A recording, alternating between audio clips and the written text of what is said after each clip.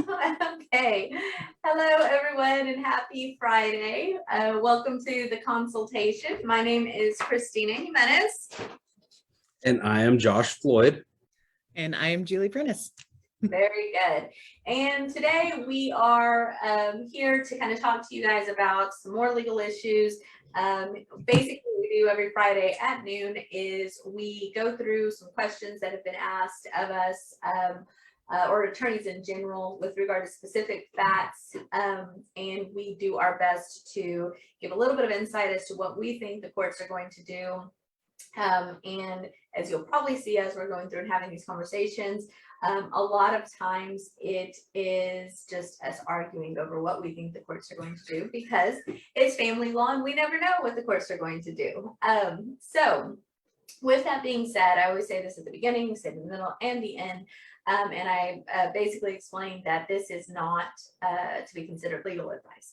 It is very, very important that if you have the, I guess, opportunity or the, what's the word I'm looking for? If you have a case and you're going through some of these issues and you need legal advice, you need to reach out to an attorney, tell them your specific situation, because as you'll be able to tell when we're talking through these things, one little factor can change our entire opinion about a case. So don't take this as legal advice. We hope that you enjoy it and it gives you a little bit of insight as to what we think, but all attorneys are different and all courts are different in all jurisdictions. So remember that. With that being said, we were supposed to discuss a topic last week, but we had a special guest last week. And so this week we are going to talk through the issue of whether or not we believe that the COVID vaccine is in fact an invasive procedure and how the rights and everything are allocated. So just kind of, I guess. I think we need to remind everybody. So my position is that it was. No, we don't need to go through all of that. I think it's necessary. We're just going to explain like what it is. So for those of you who didn't watch, we got kind of a little debate about it. My position was vaccines are not invasive procedures. Ms. Jimenez took the opposite side, which is generally a bad idea against me, but she did. She took the opposite side. And so we're going to see today whether that was a bad idea or not. Nobody likes when other people do the I told you so, Floyd. Well, I remember around our first or second episode when I was incorrect about an issue and somebody who will remain unnamed at that point thought everybody liked it. No, nobody likes it, Floyd, at all. Okay. At all.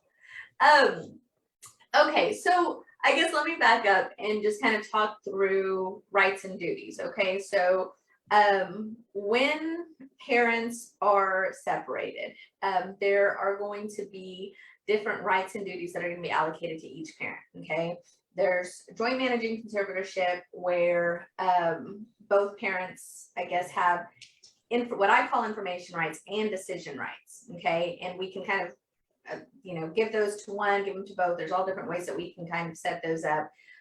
There's sole managing conservatorship where both parents have the rights to have information, but typically only one parent, the sole managing conservator, has the right to make decisions.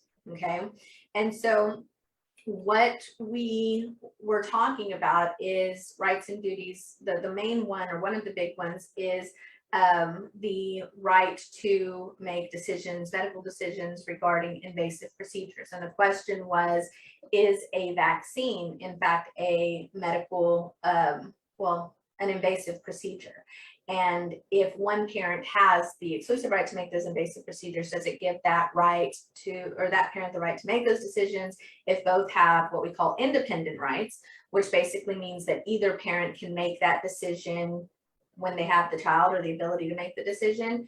Does that mean that both parents can make those decisions? How is all of that going to play out? Okay.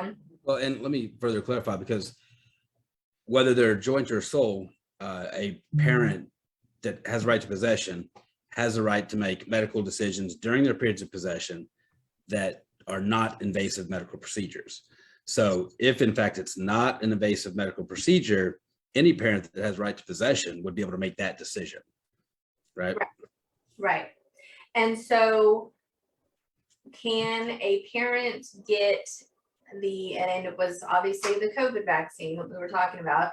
Can a parent get the COVID vaccine if the other parent doesn't agree? The answer is we don't know. Wait, hold on. I thought you were right on that one issue. Yeah, Which that's is? whether or not it's an invasive procedure.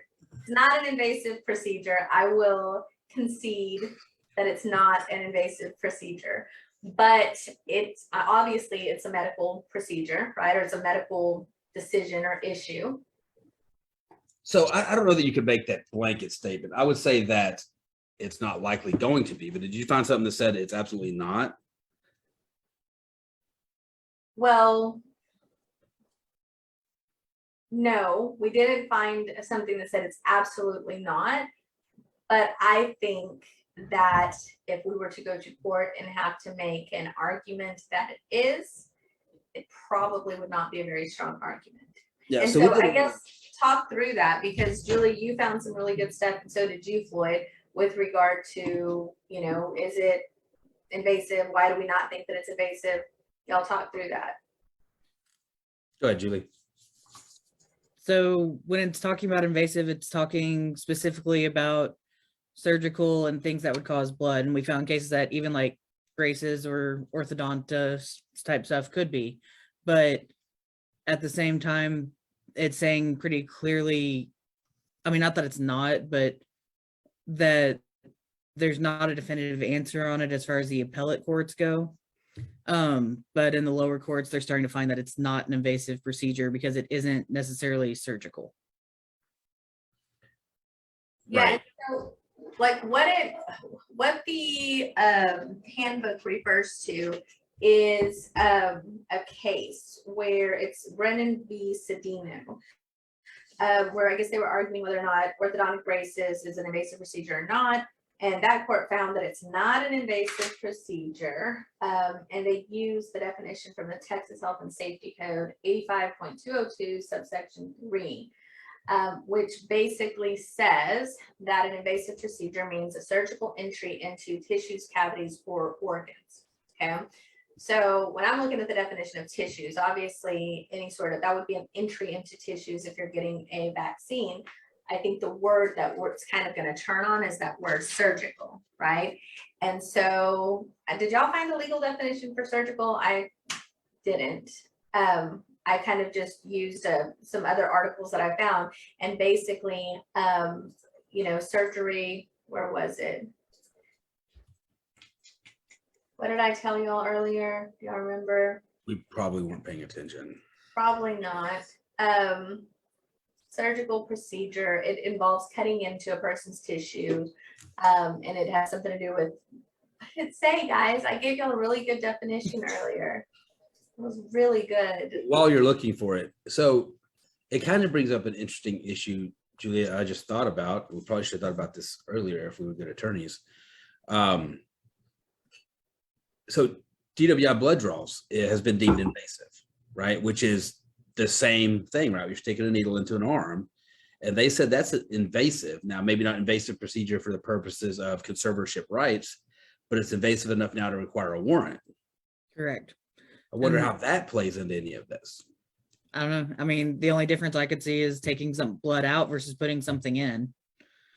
So maybe, yeah, I think that might be the argument, is that you're taking Bodily fluid out has been the criminal court side of why they're saying that and why it requires a warrant, because it's taking, like, people aren't entitled to your blood normally. That's inside of you, it's a bodily fluid, and so taking it out is pretty invasive.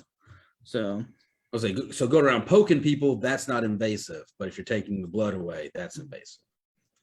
pretty much. It's not necessarily the needle, it's the taking out of the bodily fluid. Yeah, I feel like I'm going to research that a little bit further, because perhaps this whole thing will change and I'll be able to say, I told you so. Maybe. Thank you for pointing that out. Rabia, you won't. He agrees with Julie that it's invasive because you have a privacy interest in your blood. Daniel, nobody likes an "I told you so," as I previously stated, so your little happy face is really not appreciated.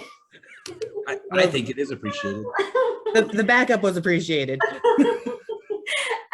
So the definition of surgery was it transforms living tissue in an irreversible way. And that was a definition that we found from the American College of Surgeons. So I think arguing that it is invasive, not going to be great, probably wouldn't win. But it's a medical decision, right? We all agree on that? Yes. Yes. And so with that being said, in theory, because most parents have that right, one parent can go down the street and get a vaccination, even if the other parent doesn't agree. Yes. Now, I did find that one case from 2012, so it doesn't deal with COVID, right? But it does deal with parents choosing or having the right to choose to vaccine their child. And basically what the court said was kind of the same thing we talked through last time, is if you give one person that right, you're essentially taking away the other person's right to make that decision, right? If you tell mom you can get them vaccinated, you're essentially taking away that right of dad to be able to choose. Did you say that you're getting them vaccinated? Did I say that? You did. Maybe. I don't think that that's a word. I didn't realize you were a medical doctor. Okay. Maybe it's vaccinated in the medical world, and I'm clearly more knowledgeable on medical practices and invasiveness of medical procedures. Okay, very good, sir. Continue. So My getting apologies. vaccinated, yes. And so it cites the Texas Health and Safety Code, and specifically where it states that that parents shall obtain immunizations for their children. It's required, and then it sets out a couple of exceptions, right? So one of them is if you're declining it for reason of conscience, or conscience, which includes a religious belief, or a medical professional says it's not good for the child. So in this case, they had a medical doctor saying it was in the best interest, and it was up on appeal, so they didn't hear any evidence after this thing came down. But the court said that there's no evidence of one of these exceptions, so they relied on the requirement of the Texas Health and Safety Code to get the vaccine, the immunization in this case. So they made them in this case, or allowed them in this case, and that's how they kind of got around the trampling on one parent's constitutional rights. But that may be an argument if you can. But what if it's against one person's conscience and not the others? That's what I'm saying. And so the few times that I've had to have this conversation with some clients, basically what I think a judge is going to look at is what does the doctor say, right? What does the pediatrician say? Does the pediatrician say yay or nay, right? Which this is such a kind of controversial decision, right? And some doctors for children might say no, right? Others might say yes. I honestly don't know.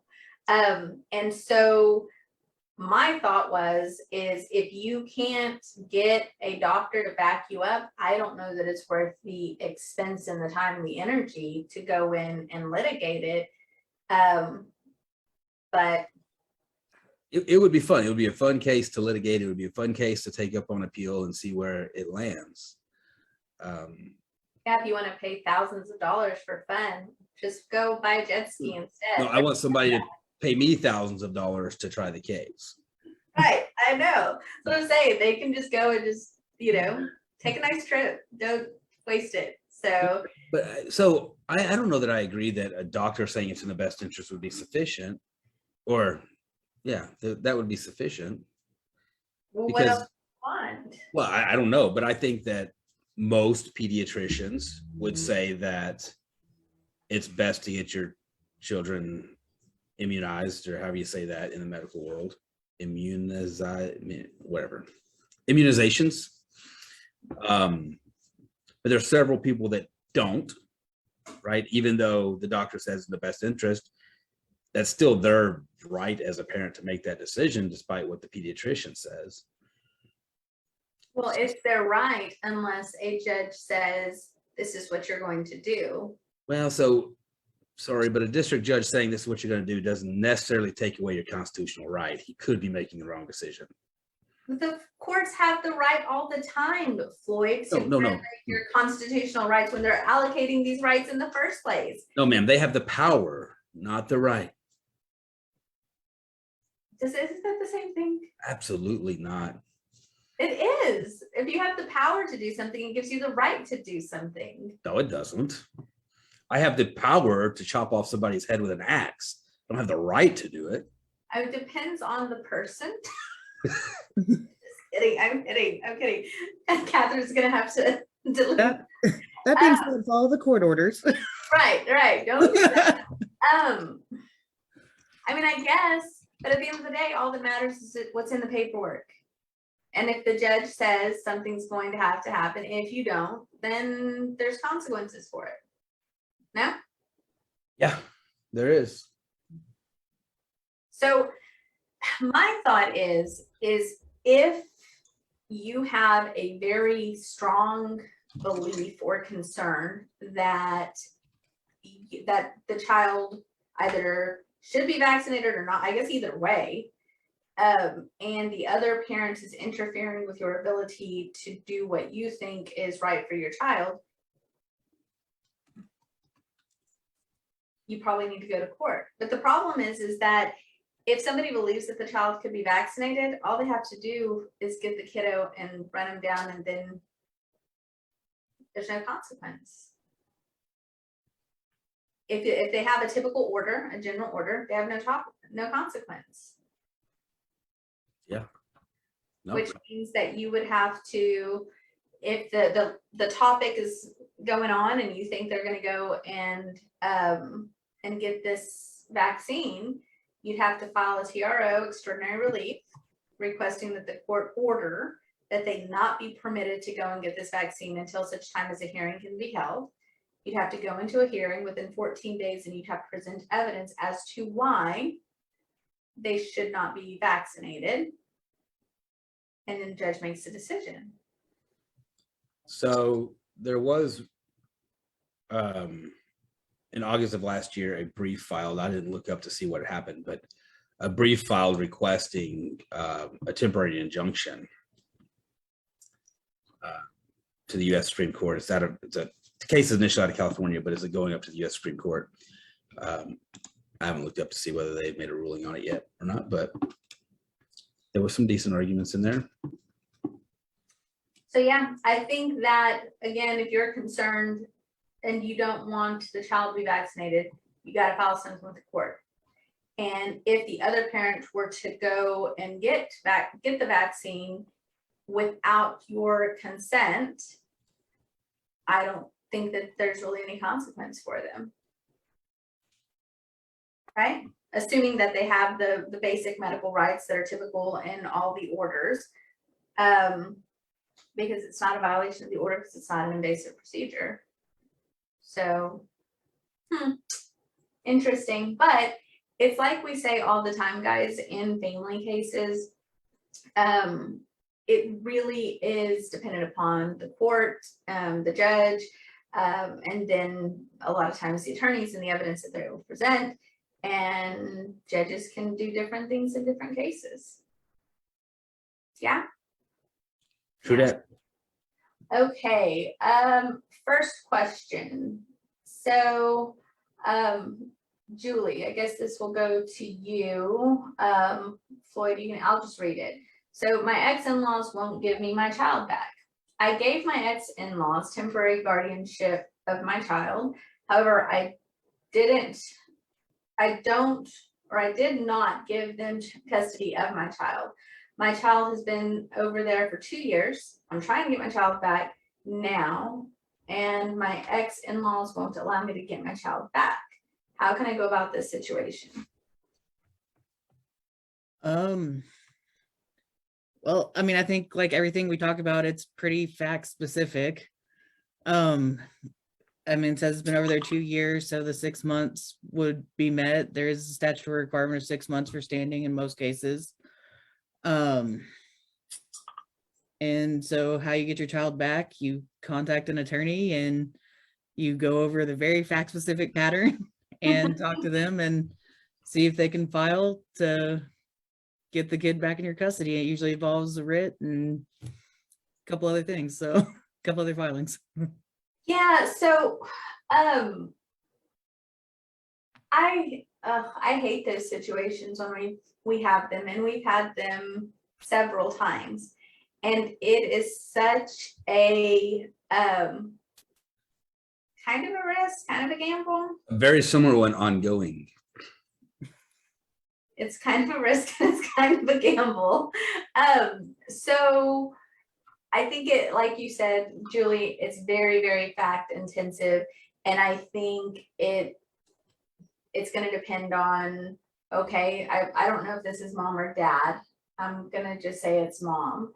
So if mom had had lots of contact with the child and was visiting him, you know, maybe stay in a possession order or, you know, every other week. And if she could then get access to her child and then decide to keep her child, I think that might not be crazy, right? If grandparents had had the child and mom had very little access, and maybe mom has some drug history or mental health history or something like that, and then mom tries to go and just take the kiddo without court intervention, I think at that point, grandparents would be put in a position to then file, and maybe mom not gets into trouble, but she probably would be denied visitation and stuff like that, depending on what's going on with her, right? So, Floyd, what happens if mom tells grandparents, hey, I want the kiddo back, and she had been having like visitation, everything was normal, and mom says, I want my kiddo back, and grandparents won't do that? What filings would you recommend? So I assume that you had now made the decision to file rather than. Well, if she can't get her hands on the kiddo, then she can't. Well, you said she's had visitation. But so I'm saying, she tells grandma, hey, I want him to come and live with me. And grandma's like, joke's on you. You don't get to see him anymore. Okay, cuts off all visitation. Okay. Correct. You would file for a writ of habeas because you have superior right to possession and go get the kiddo. Now, I'm assuming there's no other orders in place, right? I don't know. But essentially all you would need is a writ of habeas establishing that you have superior right to possession. Judge signs that, sheriff executes it, it's done. And then it's up to grandma if she wants to file some type of SAPS or modification, depending on what's going on in the case. Okay. So when you're dealing with this, though, you're dealing with really two different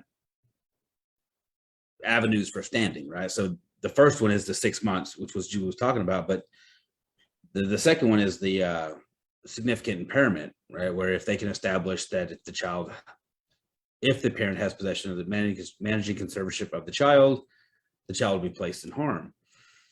So on one hand, if she could get the child and keep the child for 90 days, right, then that would stop grandparents from having standing under the first statute, right? And then it's very fact specific whether we would think that grandparents could get to significant impairment, which is a really high burden, but it's essentially their burden anyway, right? To overcome the parental presumption. So anyways, yeah, they're fun. Very strategic. Very, very strategic. I'm going to let Mr. Palin in. He was in court, and so he is now joining. We don't get to vote? No, you're just going to make that decision. Yes, made that Dictatorship. decision. Okay, Floyd, next question. Actually, hold on. Let's let James get hooked up. Who's James. answering this question? Oh, hey. Hey, James, how are you? How was court? Court went well. You got it. Excellent, excellent. Back in one piece. I'm sorry? I said back in one piece. Excellent, awesome. All right, we were just starting on the second question. Floyd, go. Who's answering? I don't know, we'll all answer. All right, cool. Answer. Can I refuse a HF test in a CPI if I'm requested to submit one? I think it's hair follicle. Hair follicle and that CPS. CPS, got it. Okay. Wow. All right. I had an open CPS case about 4 years ago. I passed my urine analysis, but failed my hair follicle test. My kids were removed. Kids were removed right before last year ended. There was another CPS, and I was asked to submit a urine analysis, but not a hair follicle. I passed my urine analysis, and as the results were, they felt there was no need to open a case. Well, now here it is 2022, and I have a new CPS, and I know they will request a UA, urine analysis, and I'm okay with that. But if they request a hair follicle, I'll politely decline. Understanding the circumstances of my last case being that drugs were involved, as I stated before, a hair follicle wasn't requested last time. But if they request one, can I politely decline? Will it go against me or make me look suspect in any manner? Thank you for your time, and please, any and all advice is welcome. We don't give advice here. I refuse to lose my kids to some haters with hate in their hearts for me. Sincerely, a single mom of 3 wonderful, beautiful girls. That's probably the sweetest question we've ever had. I know. Yes. I felt that deep. So I guess I'll answer this one because it involves CPS. So, number one, I'll just say if ever you are being investigated by CPS, and typically it's one of these things where they just kind of knock on your door and they're like, hey, we're CPS and we need to, talk to you about this allegation that has occurred. So what typically happens is if anybody has any concerns for the safety and well-being of your kiddos, they can call like a hotline, right? It's the CPS hotline, and they get to report what they perceive to be an allegation of abuse or neglect. And at that point, the department is mandated, whether or not they think that you've actually done it, none of that really matters. They are mandated to go out and investigate this allegation, okay? So typically what will happen is CPS knocks on your door, they say, here's the allegation, and we need to talk to you, and we need to see the kiddos, okay? You have to allow them to lay eyes on the children. And I think they have a requirement of like within 72 hours or something, they have to. Julie, do you know, or do any of y'all know? I think it's 72 hours, but I'm not 100%. Yeah, so I'm pretty sure it's 72 hours where they have to at least lay eyes on the kiddos to make sure that they are safe. Okay, so I'll tell all my clients, let them see the kids, but they don't need to necessarily interview the kids, talk to the kids, and I don't want you talking to them at all, because we don't know what the allegations are and you don't know what could potentially harm you, right? So as it pertains to the drug screens, if there are allegations of substance abuse, a lot of times they will require you to do a UA or a swab, like a mouth swab, okay? And when I say they require you, they'll say, hey, we really need you to agree or to submit to all of this. But you are within your right to politely decline and say, I don't want to take this drug test, right? Depending on what the allegations are, if you politely decline, then at that point, the department has the ability to file an emergency motion with the court, basically say, hey, we requested a drug screen, a hair follicle, UA, mouth swab, whatever, from mom. Mom is refusing to submit to this test, and we now, judge, want you to issue a court order requiring her to submit to this test, okay? Typically, there'll be I'm fairly certain they have to set that for a hearing. But if the court orders that, then now you have to go, otherwise there's gonna be some consequences for you. So I would say, if you're okay submitting to a UA, then obviously do that. If you're okay submitting to a swab, do that. I would strongly encourage you to talk to an attorney first and hire someone first so that they can help to facilitate that. There have been plenty of times where one of my clients has contacted me and said, hey, there's these allegations and they want me to do all this stuff. And I will tell CPS we're not doing it. And the reason why we're not doing it is because these are false allegations and we suspect we know who's making these claims and we're just not going to comply. And when it's coming from an attorney, it sometimes it's perceived a little bit different than if you were to say it, right? So that would be my recommendation. And yeah, I hope everything works out. Yeah, that sucks. So who's doing the next question? JP, you up? Okay. All right. So let's see here. Wait, who's reading? Who's answering? I'm tired of hearing myself speak, so I will do neither. That makes everyone on here and everyone listening. Means James. Okay, right. So here, let me read and answer. How about that? Nope, can't do that. That's not the way it works. Julie, you can read. All right. Will it be 50-50? I recently discovered I am pregnant and the father is arguing that he wants 50-50 custody of the baby. He lives 5 hours away and I am uncomfortable with that and would prefer it be weekend visits for a couple hours until the baby is older, and then we can discuss future plans. Okay, will it be 50-50? Well, is he hiring us? I'm just kidding. So that's going to depend. That's going to depend.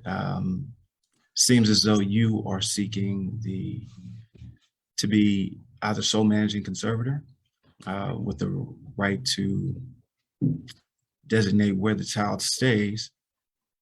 And I don't know, he may or may not have an issue with that. Best case scenario, you all can come to an agreement where it doesn't look exactly like 50-50, but both parties get what they want.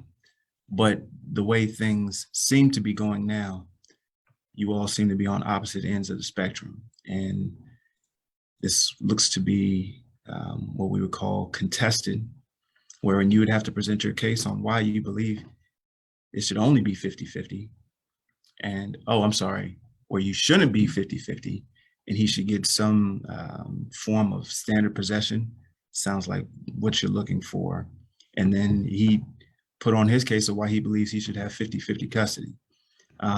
It's going to be largely dependent on the facts, whether or not there's been family violence, whether or not, I mean, all sorts of things could benefit your case as to why you want 50-50. But I mean, that's what it's essentially going to come down to, your facts versus his facts, because at this moment, I mean, congratulations on having the baby. But at this moment, it's too early to say what it will turn out to be.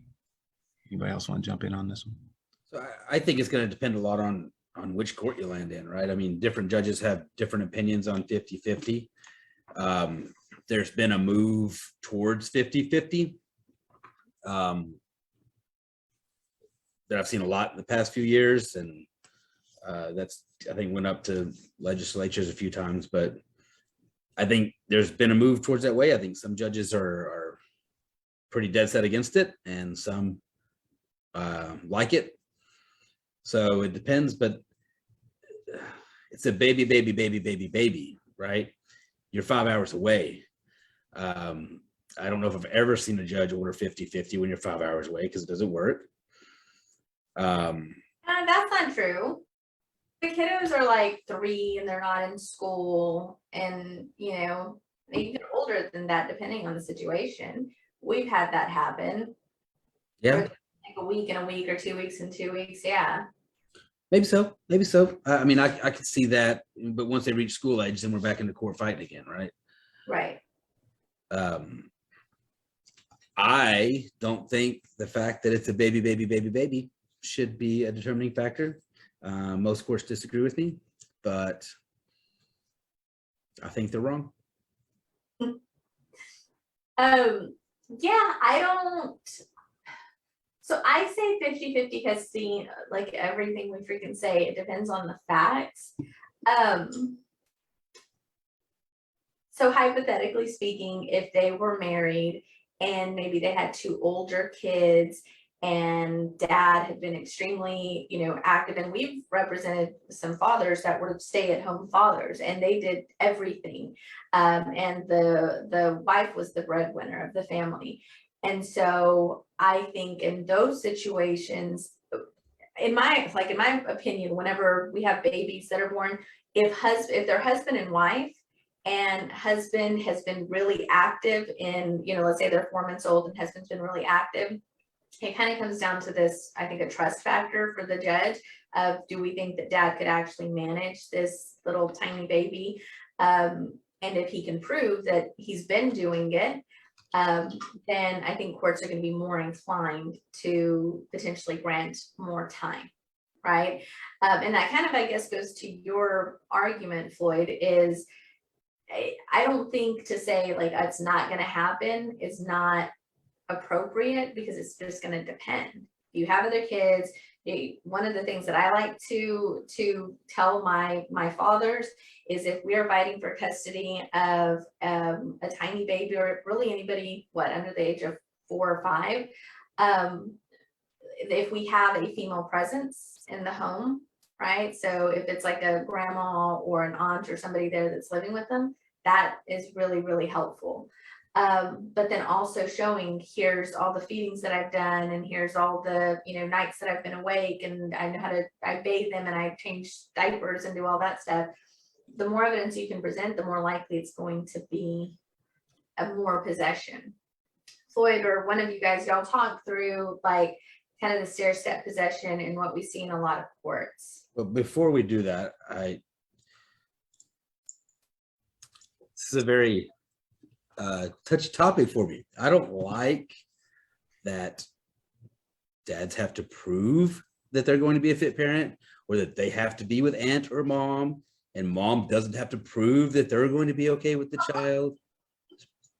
Bullshit. But here's the thing, Floyd, you were not nearly as sensitive about this topic until you had Kaysen.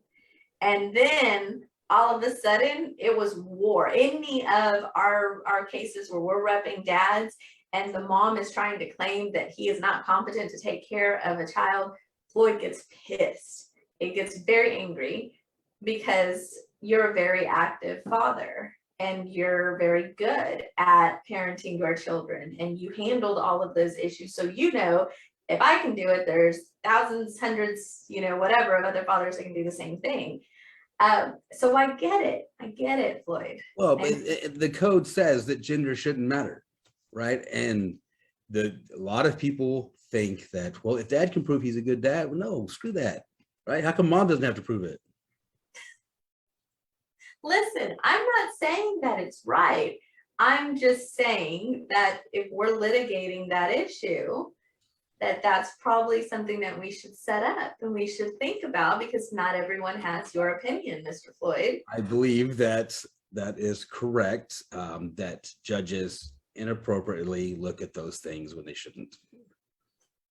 Yes, but there's lots of things where that, other issues where that happens, where that particular judge has a very strong opinion about one thing, and you have to know the judge, and you have to know this is going to be important to them, and you got to present evidence to make them feel more comfortable with your argument. That's part of the strategy. So stair step. You want to talk about stair step? Yes, we digress. Before we wage war. Who wants to talk about it? I just talk. Somebody else talk. Okay, I'll talk. So there's different schedules for children under 3, because dad's presumed not to be a fit dad and can't take care of the child. So they have, that's not really a presumption, I'm just taking a jab. But so they have, standard possession doesn't start till the child's 3. And so different courts have different schedules that allow for step up periods of possession, a couple hours every few days, Hold on, but let me correct something you just said. You said standard possession doesn't start until they're 3. So what the code says is that it's presumed to be in the best interest of the child that standard possession shall take effect when the child is 3 years of age or older. Right. And under the age of 3, it is as the court deems to be in the best interest of the child, right? And so under the age of 3, that's where all of this crap that we were just talking about comes into play, because the judge could do a 50-50. We've had cases where dad, kiddo was 4 months old and dad won primary custody. That was on Floyd. That was like right after Kaysen was born. So he was hot. He was ready to fight.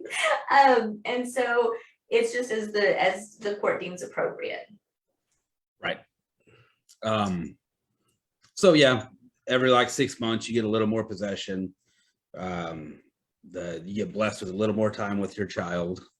And then at 3, the standard possession order presumption applies. So then you get, 40% of the time ish. I'll just say, and I understand like why it's done. So a lot of the stair-step possession schedules, it's something like 2 hours on Tuesday, 2 hours on Thursday. Let's just say from 0 to 1, 2 hours Tuesday, 2 hours Thursday, 2 hours on a Saturday, and maybe like 2 hours on a Sunday. That's not a lot of time. Like and typically it's dads, right? And the idea about like when they're developing these stair-step possession schedules, the argument is when children are that age, they need to have more frequent contact with an individual to develop that kind of bond with them. And so that's why instead of doing first, third, and fifth weekends, they parcel out this, every couple days you're seeing the child. I just can't imagine only seeing my kiddo 2 hours on a Tuesday and 2 hours on a Thursday. Floyd, don't cry. I don't want you to cry on Facebook Live. And Don't worry. James is already getting pissed. Look at him. He's like, oh, hell no. That would not happen to me. So, Because James is about to also have a little baby on the way too. Yay! James and I already had to talk. Yeah. Yeah. It's just, and I get it. I guess I kind of get it. I hate it. Hate when that happens to one of our clients. And it's typically the fathers, because it is just, it's not enough at all. So, okay, moving on before Floyd's head explodes. Lord. All right, who wants to read the next question, Julie or James? I will read the next one, and you all have to forgive me. I was on the road for the beginning, so I don't know what was read first. So I'm gonna try this one. Can I sue ex-husband for past injury? Does that sound familiar, anybody? Negative, you can go ahead with it. Okay. I am 51 years old now. In my first marriage, when I was 28, my husband hit me in the face and knocked out my teeth. Ouch. I have since suffered multiple procedures and never have been able to afford a permanent dental procedure. Can I sue him to pay for a permanent dental treatment? Julie, what do you think? So first of all, I'm sorry you went through that. That sounds absolutely awful. Yeah. Second of all, probably not. Statute of limitations is pretty clear in the code. For criminal, it can range anywhere from 2 years to a lifetime, but those are very substantial cases. And on the civil side, I think it ranges from 1 to 5, and personal injury, I believe, is 2 years. So you would have had to have done something when you were 30 in order to have any sort of recourse in the legal field. Yeah, so the other thing that I think is important to remember is when you're going through a divorce proceeding, you can actually allege those civil, I guess, what is it? Civil requests or some civil remedy. Yeah, within your divorce proceeding. And you can request like punitive damages, you can, the reimbursement of medical expenses, all of, what is the other, like future expenses, pain and suffering, is that one? Pain, suffering's one. Yeah, so we don't typically do that a lot in ours, and we've talked about it before that we really need to start focusing on that a little bit more. Where we try to focus in on, especially if there was a case like this, is a disproportionate share of the estate, basically arguing, you know, probably cruelty during the marriage, and we should get more than just 50-50. But you can file civil claims in your petition for divorce, and that's probably something you should have done when you're going through all that. And there's not a whole lot you're gonna be able to do for it now. So, sorry. And I concur with all of the statements. Finally, you agree with me on something today. Lord. So next, who wants to read? Really is the only one that has not read.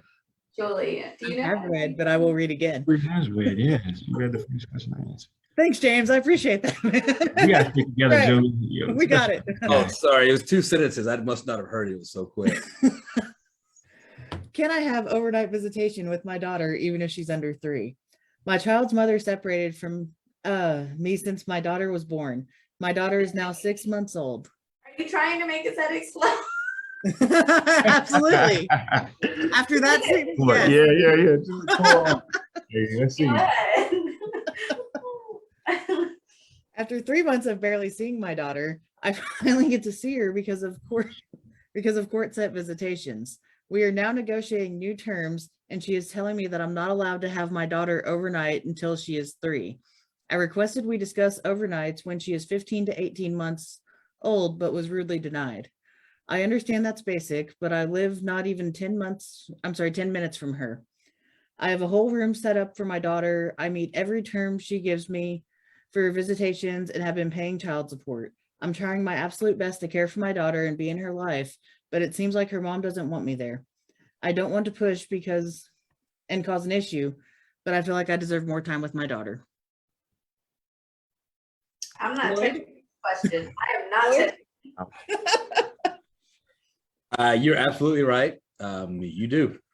Give me a call. Can you have overnights? Depends on the judge.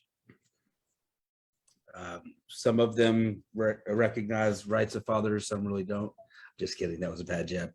But you can make an argument for overnights, even from the day they're born. The fact that you live 10 minutes from her, it's probably a good idea. I mean, it will benefit your case.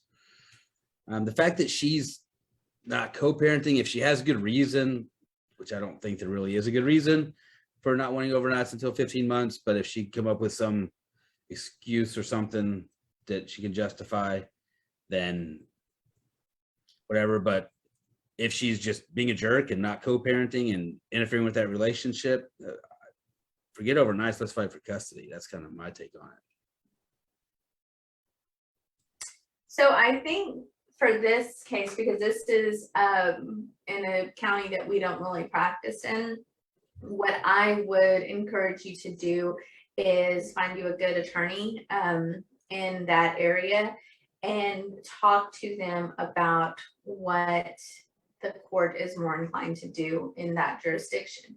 Because all judges, they have, you know, kind of their standard for children under the age of 3, right? So what I don't want to happen is that you start spending a whole bunch of money litigating an issue that you are potentially not going to win, right? So the other thing that bothers me is they're saying that, or he says that he just now got court-ordered visitation and the kiddo's only 6 months, which means that that's probably a new order. And so to try to go back so quickly, it probably won't work because you have to prove what we call a material and substantial change in circumstances to modify possession and access. And if you just got an order, it's highly unlikely that judge is going to modify it. And so, but I do agree with Floyd. A lot of times when we have a case like this, when a parent is just not co-parenting, not cooperating, instead of asking for more visitation, we just ask for primary custody. Because it is very, very important that if you have that right to designate the residence and you have control of that child, that you are being responsible with that right, and you are not using the child as a pawn. And if you are, most judges don't like that, and they might take away that right. Oh man, today's just strike me, right? Using the child as a pawn. That hit from yesterday. My God. Okay. But I did have a follow-up on this. So, and I guess tying into that earlier question, when newborns, right, and children who are of younger years, I understand that some mothers breastfeed. I guess, could that indeed be a barrier for those overnight visits? Or would it be an added burden if, I guess, they're required to, I guess, pump in advance in order for dad to take the child overnight? I'm just gonna put Floyd in a waiting room real quick. I'm just saying, I see that argument. Yeah, yes, James, that is frequently the excuse that mothers use to prevent fathers from having a lot of time with their child. So I will tell you, James, that again, it's fact intensive, right? So we've had mothers will come in, they'll make that argument, well, I nurse, and so, we can't, dad can't take the child for longer than 4 hours. And then we figure out that kiddo's in daycare for 10 hours a day. And so if kiddo can be in daycare for 10 hours, he most certainly can be with dad for 10 hours, right? Or, we can find situations where mom is going away on a girls' trip overnight and leaving the child. So the argument then becomes, if you can make those kind of accommodations, then for others, you can most certainly make it for dad.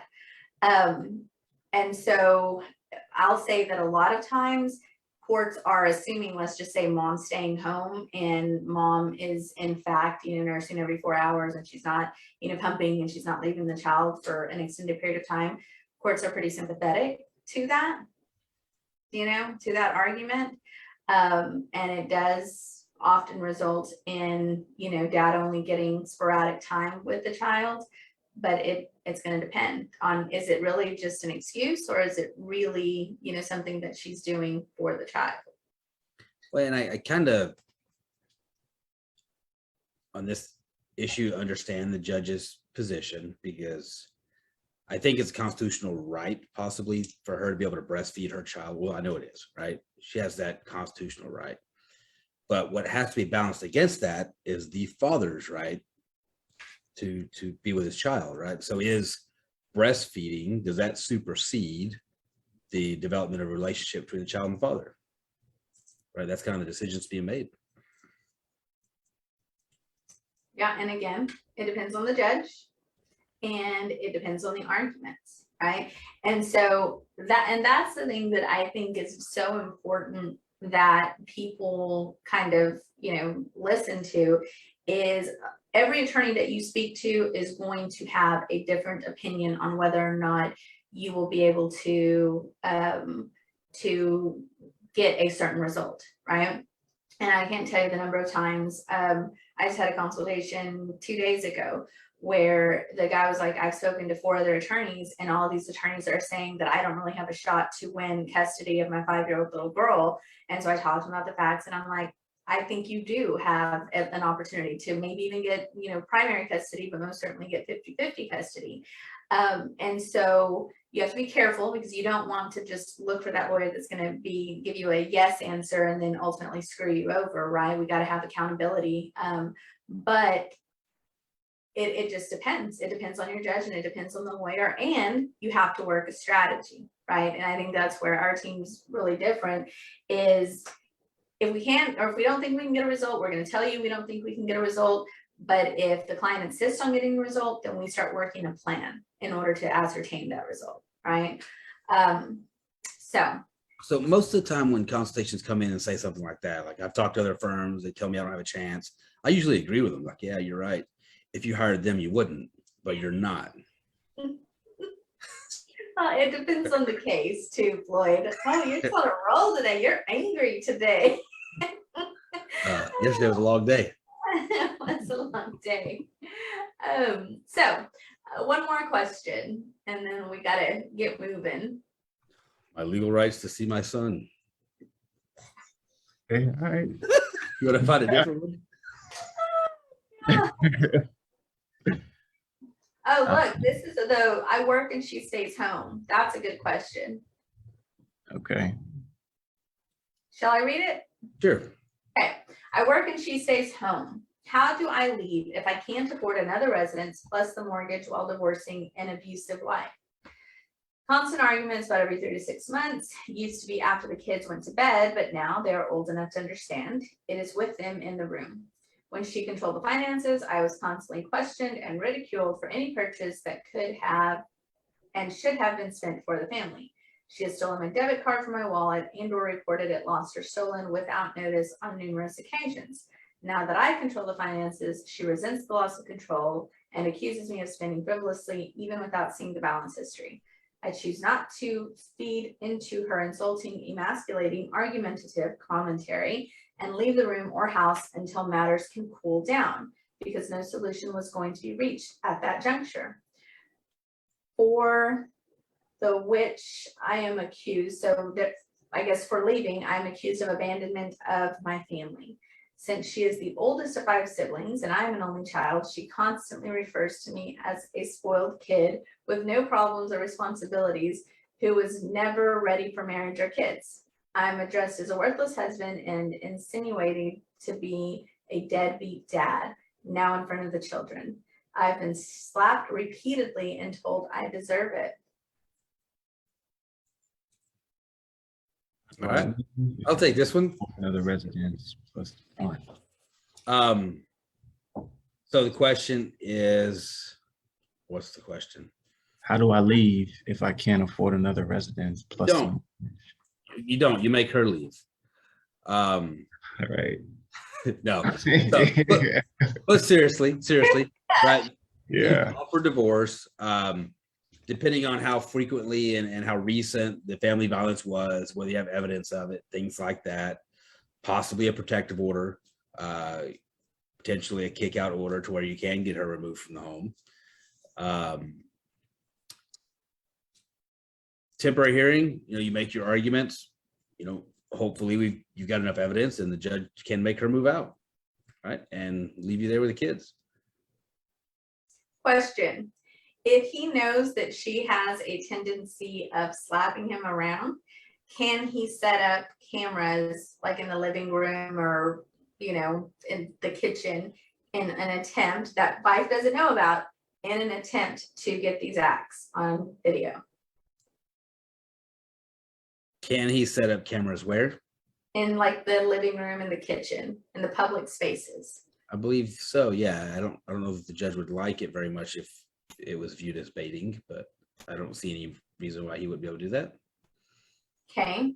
So he gets these videos and we get proof that wife has committed acts of family violence. Does he call the cops? Absolutely. Okay. And why is that important? Couple of reasons.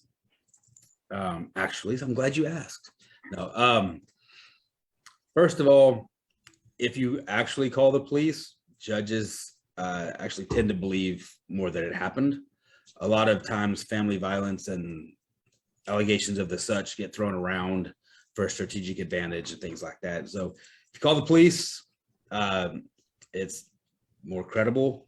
You're gonna have an independent third party that doesn't have an interest in it, giving a report in their opinion, possibly making an arrest. There's going to be photographs, statements, things like that documented if the officer is doing his job. And of course, all of that is evidence that can be used and will be used against them that you probably wouldn't otherwise obtain. What about these comments where she's like talking down to him in the presence of the kids and yelling and doing all that crap? I think it's rude, honestly. I would agree. But do you think that it would help him in a custody case, in a divorce proceeding? Yeah, yes. So, I will say, like, judges typically don't like it when you guys are yelling and cursing and screaming, and Lord forbid, in an audio recording, you hear kids in the background. and you're acting crazy like that, most judges typically have problems with that. And so I'm married. I've been married for freaking 14 years, Oh, and God. I know, sorry, but we have our, everybody does, right? Everybody does. We seriously do our best to shield those types of conversations from our kiddos, because then it becomes mental health issues for your children, right? So don't be an asshole. Don't do that right in front of your kiddos, because if you get caught doing it, a lot of judges will, you know, restrict your visitation. They'll order that you go to counseling. They'll order, you know, all sorts of craziness because you're clearly not acting in the best interest of your children. So if you're going to emasculate it, we're going to do it behind closed doors is the legal advice. What? So, I mean, I think that would help her argument, but if he could still prove that she is being very degrading and psychologically abusive, I think it still helps him. Even if the kids are not there? Yes, that's rude. You can't be just talking to people like that. No, I don't think judges care. If two people are going back and forth and like husband and wife and they're being ugly to one another and saying ugly things, but the children are not exposed, judges, they care, but they're not going to take away a child. That's not what's happening. She's just like straight out degrading him. I understand, Floyd. What I'm saying is if the children were not present and she was doing that, she's doing it in front of the kids. That's the problem. That is a problem. Yes, I think it's a problem that she's doing it at all. And you think that you could win custody if there was zero evidence that it ever happened in front of the children? Just not the hitting, just the nasty talk.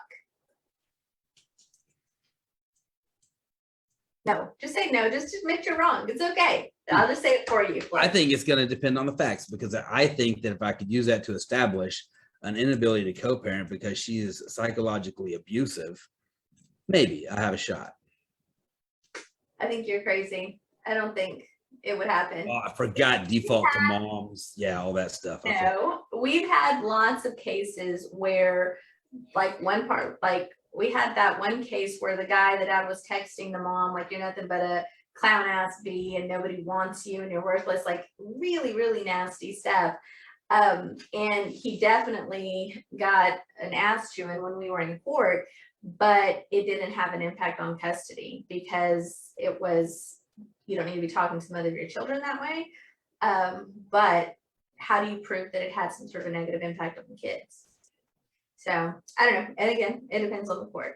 So with that being said, we're over. We're going to be in trouble. Sorry, Catherine.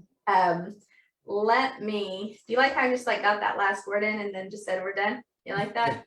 I like that. So here's our disclaimer we give at the end of every single Facebook Live that we do. Basically says, make sure that you're hiring an attorney. Don't accept this as legal advice. Go and tell your story so that you can make sure that you are getting what you need to get and doing what you need to do.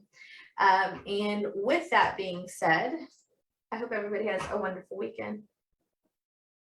Okay, peace out, bye.